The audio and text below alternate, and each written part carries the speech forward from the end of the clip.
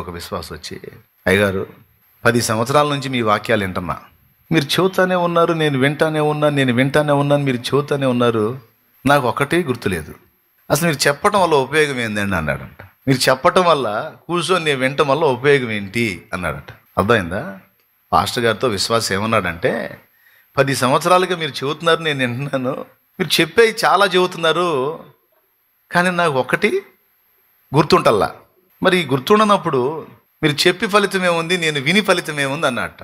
Pastor గారు తక్కువడు కాదుగా, తెలివి ఎక్కువై పాస్టర్లు అయ్యేది. దేవునికి స్తోత్రం. తెలివి తక్కువే కాదు, భూలోక స్థాయిని మించి పరలోక స్థాయికి జ్ఞానం పోయినప్పుడు వాడు సేవకుడు అవుతాడు అన్నమాట. అర్థమైందా?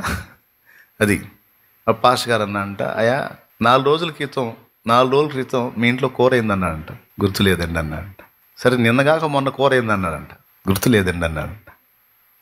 సడన్గా చెప్పు నిన్నేం కూర అన్నాడంట. గుర్తులేదండి అన్నాడంట. ఏమయ్యా నిన్న మొన్న అటు మొన్న తిన్న కూరలే గుర్తులేవు, నీకు తిన్నావు మళ్ళీ గుర్తులేవు, మరి వాక్యాలు కూడా గుర్తులేవు.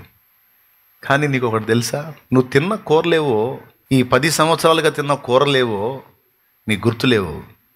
కానీ నీకు ఒకటి తెలుసు, కూరలు తిన్నా అన్నం తిన్నా నువ్వు ఏమేమి తిన్నావో నీకు గుర్తులేదు, కానీ వాటి యొక్క శక్తి నీలో పనిచేసి ఈ 10 ఏళ్ళు నువ్వు బతికుంటానికి కారణమైంది. అలాగే 10 సంవత్సరాలుగా నేను చెప్పే వాక్యం నీలో ఎంతవరకు గుర్తుందో ఎంతవరకు గుర్తులేదో నాకు తెలియదు, కానీ ఒకటి మాత్రం నేను ఎరుగుదును, ఈ 10 సంవత్సరాలు నీకు ఎదురయ్యే దాడులన్నీ తప్పించుకొని విశ్వాసంలో ఇంకా నిలిచి యేసు దేవుడు నా రక్షకుడు అని అనగలుగుతున్నావంటే నా వాక్యాలు వ్యర్థంగా పోలా, అవి నీలో శక్తివంతంగా పనిచేసి నీ విశ్వాసం నీ భక్తి నిలిచుందరా పిచ్చోడా పో అన్నాడట. దేవునికి స్తోత్రం.